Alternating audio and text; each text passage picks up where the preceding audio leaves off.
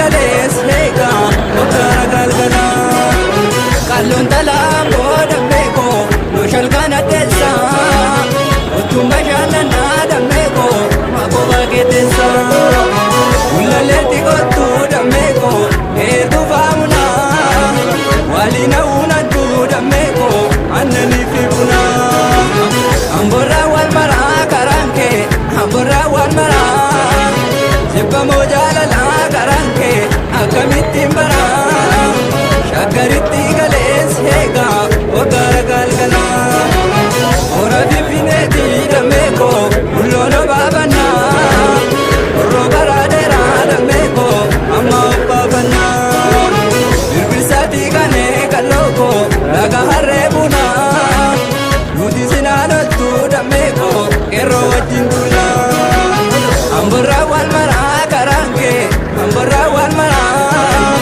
jibbamoo jaalalaa karaan kee akkamittiin baraa shaggaritti galees eegaa okkara galgalaa urufa boobbittaas eegaa okkara galgalaa olee bulbulattaas eegaa okkara galgalaa shaaffeera lattanoos eegaa okkara galgalaa agamsattuu dhufees eegaa okkara galgalaa muraayutti galees eegaa okkara galgalaa olee guddoottanoos eegaa okkara galgalaa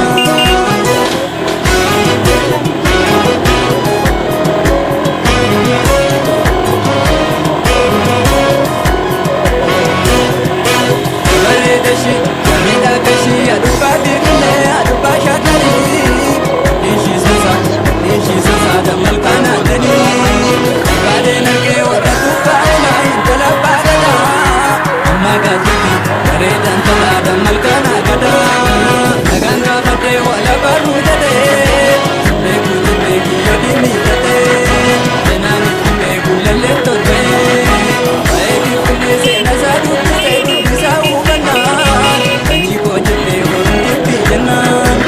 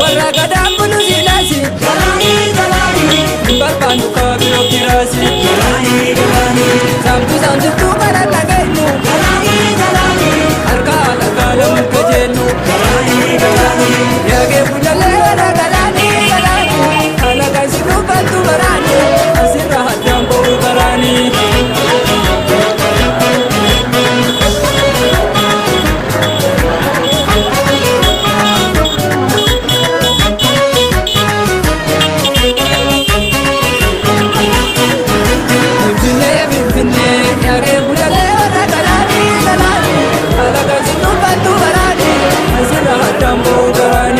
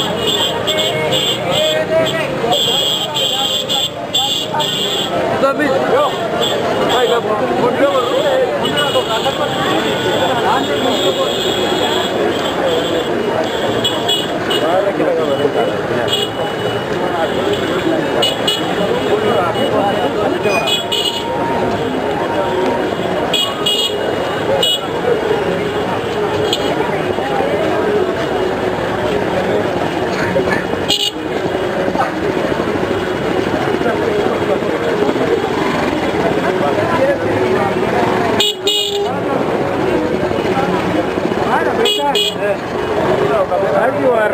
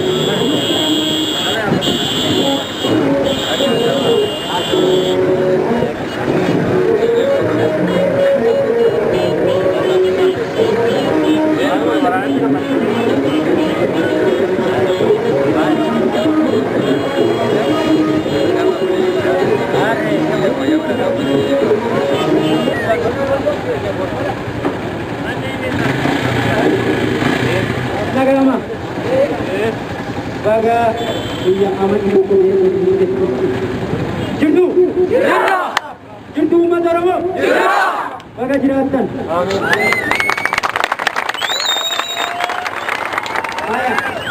waan xiqqooti waliin galle amantii tokko guyyaa wareegama jaallan kufaniiti waan ta'eef yaadannoo isaanii gochuuf waan kaaneef walla geeffanna sagalee balleessaa abbo sagalee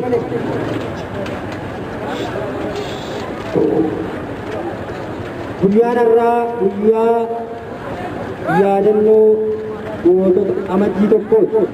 Kanaaf gammachuun kaleessa iddoo nuti dhaabbannu kana diina dhaabbachaa ture. Har'a garuu wareegamaan dhufnee iddoo kana qabanne kanaaf iyyuu walla geeffanna. Dhiigaan dhufne waan ta'eef ni beektu miti? Tolatti dhufne? Dhiigaan dhufne iddoo kana. Dhiigaan waan dhufneef guyyaa sanaa kaasnee guyyaa ija kanarratti immoo isin uummanni Oromoo waraanni bilisummaa Oromoo waan godhu beeka.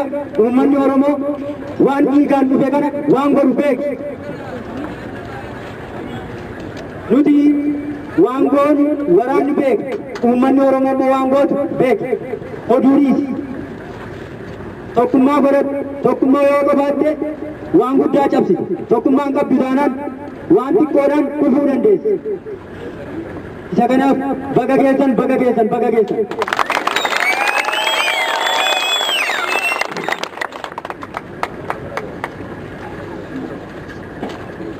Jirtu uummata Oromoo? Jirtu uummata beekii? Baadiyyaaf magaalaan jirtu? Handhuura qabsoo uummata Oromoo kan taatan uummanni Oromoo baga jiraattan.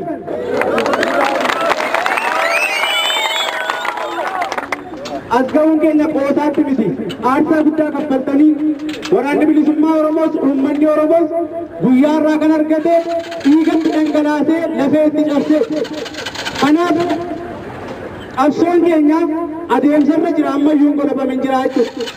Har'a jiraachuun keenya kaleessa gamaaf gamanatti kan wal ilaalaa turre har'a kan jirru waraanni bilisummaa Oromoos uummanni Oromoos waliin jira jechuudha.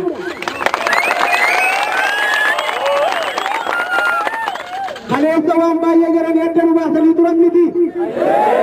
Har'a galanni kan Waaqaa ta'uu qabsoo dhugaa qabsoo dhiiga qulqulluun itti dhangalaadha. Lafee qulqulluun itti cabe. Kana hundumaa keessa dabarree har'a yeroo nuti wal agarru ta'eera jechuudha.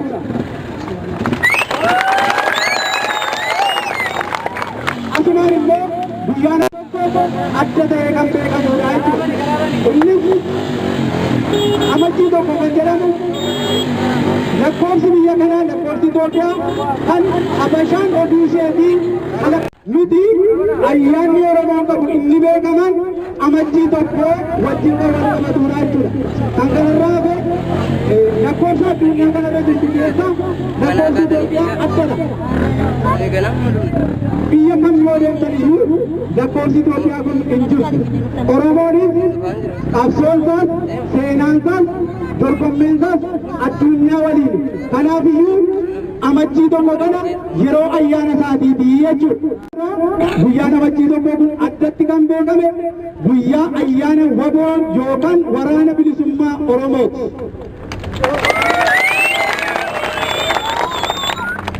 Qabsoon kun salphaatti as hin geenye waan hedduu dabarsinee uummanni Oromoos wanta guddaatti ta'ee lafeetti cabsee waraanni bilisummaa Oromoos qeerroon bilisummaa Oromoo qaxxarreen itti beela'anii itti dheebotanii itti dhumanii qabsoo kana jaallan keenya seenaan isaan yaadatu ittiin jenna.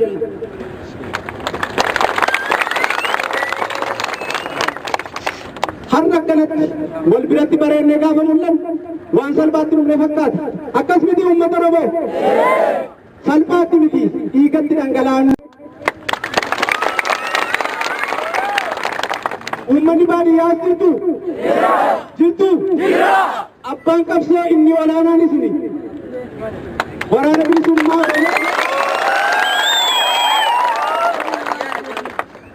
Halkan roobaan yeroo haalli akka malee hammaattetti waraana keessan of keessa dhossitanii ofii akka buuteessanii nyaachiftanii har'a dirree kanatti kan mul'ise isini qabsoo kana guyyaan isheedhuma alaabaa keenya handhuura biyyattii irra dhaabbannu immoo kanarra nu gammachiisa.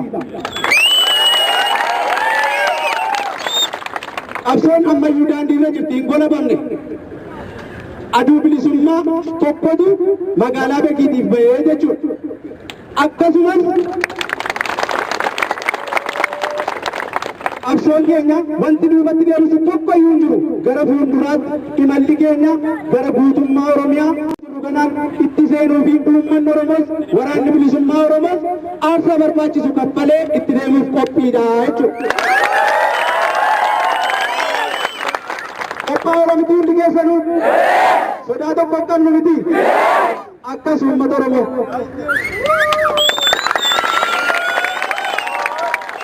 Waraana mataa keenyaa waan hin qabneef har'atti Oromoon waraana mataa isaa sirna Habashaa balleessee Oromoo abbaa isaa irratti aangeessuu danda'u argatee jira. Kanaafiyyuu gammachuun keessan guddaadha jechuudha. Hololoonni garaagaraan baay'eetti miti. Osoo akka hololaatiin waraanni bilisummaa Oromoos uummanni Oromoo sarara ga'uu hin danda'u. Holola sana qabsee as ga'eera jechuudha. Waraanni bilisummaa Oromoo uummata isaa waliin as ga'eera. Ammas immoo qabsoo keenya boodatti kan deebisu tokkoyyuu hin jiru. Hololli garaagaraa tokkoyyuu isin irraa hin uummata Oromoo. Qabsoon holatti dhuftu. Bilisummaan kan isheen dhufuu dandeessu aarsaa yoo kaffalaniidha. Lubbuu yoo itti laatanidha. Kan kanarraa hafe bilisummaan gabaarraa hin bitamtu suuqiin. Harmooliin uummanni Oromoo martiyyuu sodaa tokko malee qabsoo kana waraana bilisummaa Oromoo waliin ta'e gara fuulduraatti harkisuu qaba jechuudha. Dhugaan hin kallatti malee hin cittu akkuma jedhamu qabsoo dhugaan hagam yoo turtes hagam yoo rakkinni itti uummates yeroo isaatti galma hin umaga. Akkas miti. Kaleessa qawwee caccabaa baatu jedhaa turan miti. Har'a maal baannee jirra? Meeshaa ammayyaa hundayyuu ammallee jirra. Kana kan finne dhiigaan irraa fuudhatti tolatti namni nu laate tokkoyyuu jira? Hin jiru. Lubbuu keenyatti waree dhaabbachuun illee gara maaliif abbaa taankii sana irraa buqqifnee ofii keenya abbaa taankii ta'uudhaaf jiru. Kanaafiyyuu qabsoon waan hedduu keessa dabarti. Haala mijataa irratti hin geggeeffamtu. Waan qophaadhaan qabsoon geggeeffamti taanaan qabsoo yoo biyyuu galma gahuu hin dandeessu. Rakkina gidiraa hundumaa keessa dabartee qabsoo yeroo isheen dirree kanatti baatu har'a namatti bareeduu dandeessu. Kanaaf yeroo adda addaatti mootummaan uummata Oromoo irrattis ni geggeessu.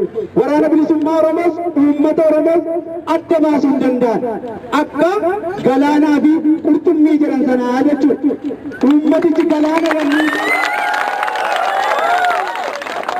uummanni kun galaana yommuu ta'u waraanni bilisummaa Oromoo immoo qurxummii galaana sana keessa jiraatudha. Kanaaf iyyuu adda nu baasanii akkasitti uummata Oromoo haalli yoo mijachuu baate gargar baana ta'uu qaba. Kana booda golee Oromiyaa mara keessatti waraanni bilisummaa Oromoo yeroo ammaa bakka inni hin jirre tokkoyyuu hin jiru. Hanga marsaa Finfinnee shanitti marsee waraana bilisummaa Oromootiin Oromiyaa martiyyuu guuttee jirti jechuudha. Kanaafiyyuu sodaa tokko malee kaleessa diinni akkas ture ammas diinni deebinaan akka nu godha jettanii qabsoorraa warri of qusachaa amaloota kaleessa gaddaa of keessa keessanii booddee dhaabbattanii qabsoo keessaa diinni as deebi'uttis hin jirtu. Waraana bilisummaa Oromootiif uummata Oromootii jirus dachee kana dabarsinee hin ilaallu. Mootummaan ololoota adda addaa hin geggeessu miti. Osoo akka ololaatiin nuti kan banne kanaan dura miti. Biyyi kun hanga sa'aatii 24 lolamtee harkaa fudhattutti mootummaan dhufee qaqqabuu hin danda'u. Utuu humna qabaate yeroo sanatti dhufee qaqqabatu. Har'atti immoo kan isin raafantan yeroo sanatti ofii isaatii kan hin ololaa wanta nuunis biyya kana keessaa nu baas isin harkaas wanta dhufee isin ajjeesu magaalaa kanatti diinni galutti qabattanii kan jirtan ofiin goomsina. Kana booddee abbaan biyyaa waboodha.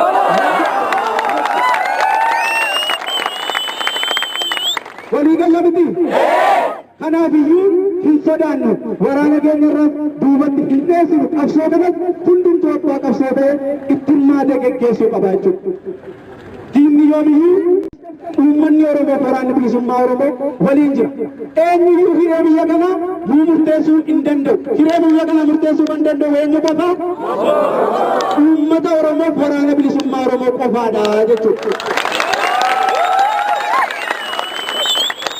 Anatu si beeka, anatu si bulcha, Oromoon bulchuu hin danda'u kan jedhamu kana booddee hin hojjetu jechuudha.